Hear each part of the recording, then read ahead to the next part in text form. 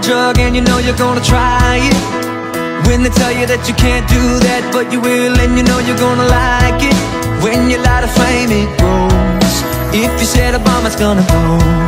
When I see your pretty little face, that I want to know that I don't wanna fall asleep without you. I don't wanna take one breath without you. I don't even know one thing about you, but give me everything about you.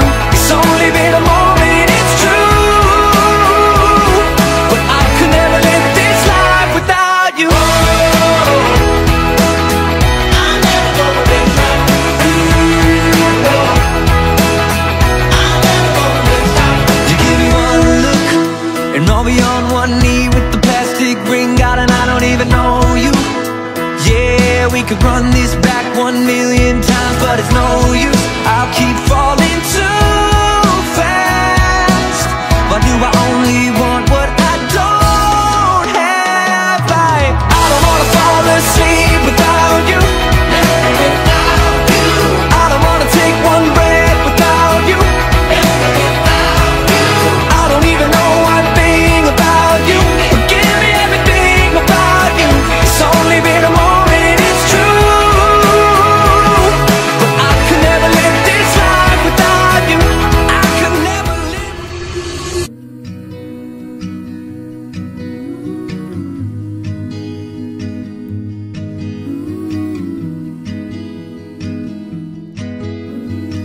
Almost 2 years namin pinagplanuhan yung sa wedding, pinag-ipunan. Tapos yung mga tumulong sa amin, yung tita ko na galing Australia. Ito yung nagbigay ng pambili ng dress nung kay Maricel. And then yung si mami, siya yung nag-aasikaso ng mga papeles dito habang nagwo-work kami. Ito yung day na inantay namin ni Poch. In a month na nag-prepare kami, na kaya naman. Ito na yun.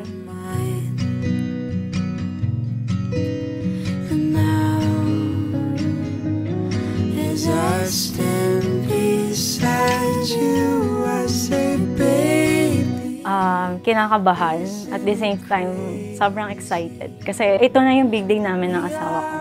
Excited. Sobrang excited ako ngayong araw. Siyempre, naging mas maganda yung buhay ko, mas naging makulay, mas naging organisado kasi siya yung tumutulong sa akin para maiayos yung mga kailangan kong gawin. May organize ko lahat ng dapat gawin. Siya yung nagpe-prepare ng mga gamit ko pagka aalis kami. Naging mas masaya.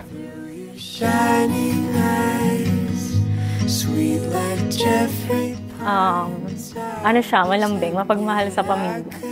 And sweet, sobrang sweet niyang tao. Kahit sa public, sobrang sweet niya.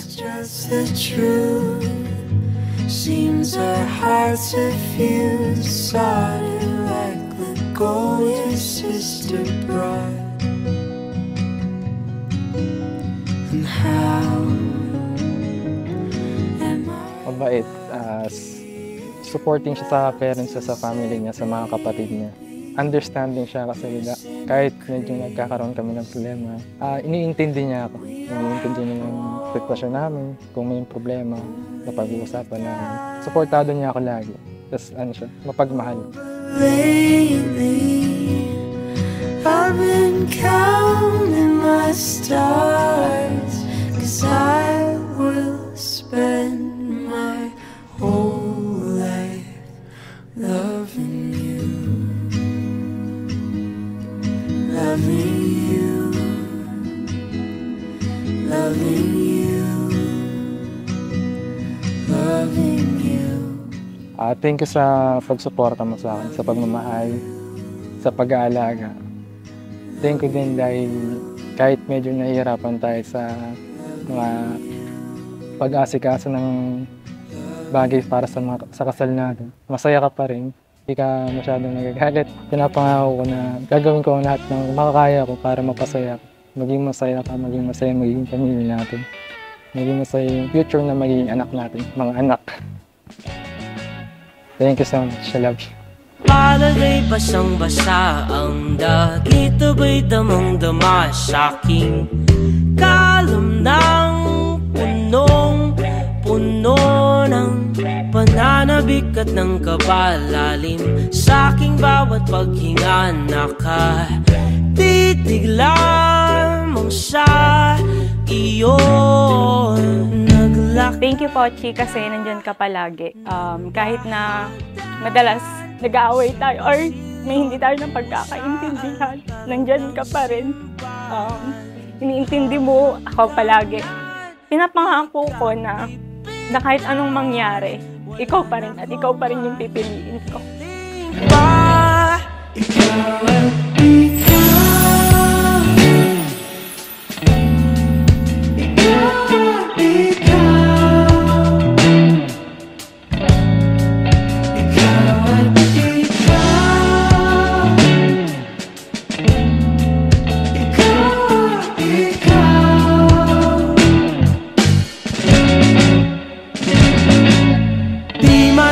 Kumpara araw-araw kong dala-dala pa po ritong panalangin ko'y makasama. Dingling, bilog yan, wala yung kanto. Nasabi mo, pagod na ako, hinto muna ako, uwi muna ako sa amin. No? So, walang gano'n, ha? Kaya dapat tuloy-tuloy pagmamahal, pag-unawa sa isa't isa. Ha? Yun yung wedding ring. Pero may isang singsik sa mag-asawa, tawag doon suffering. May pagtitiis sa buhay mag-asawa. Pero di ba pagtatagay sa suffering kung may caring and sharing. Pagkalinga nyo, pagbabahag sa isa. Sapat kayo pinag-isa na natandaan nyo ang dalawa. Hindi nagkamali ang Diyos na kayong dalawa magkatuluyan.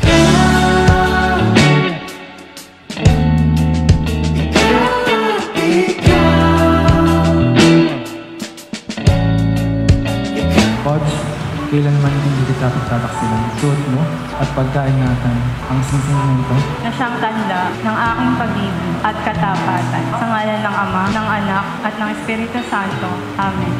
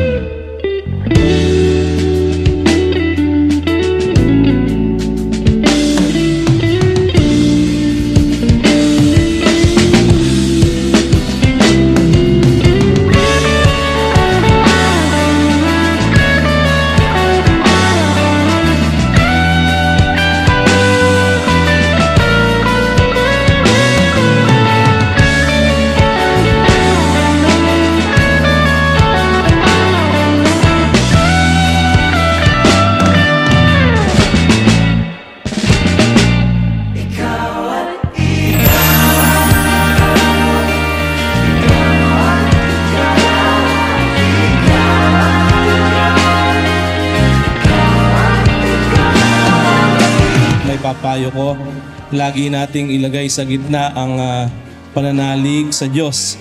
At kung ano man ang problema, lagi niyong idudulog sa Kanya.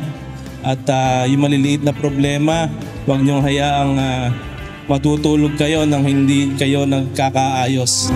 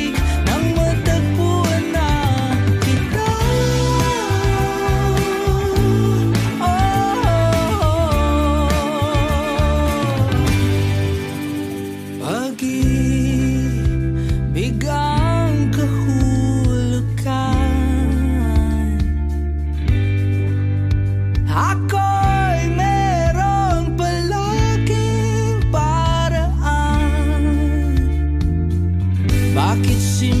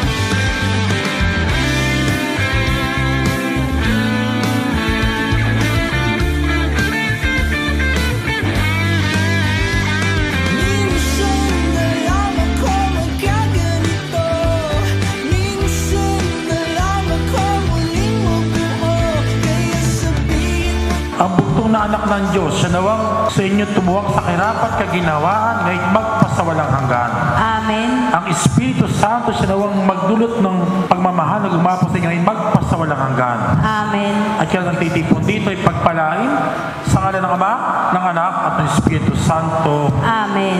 Talian sa inyong pag-alis ang kapayapaan at pag-ibig ni Kristo. Salamat sa Diyos. Ngayon po, ibibigay ni Aaron kay Marsa ng unang halik bilang bagong anak.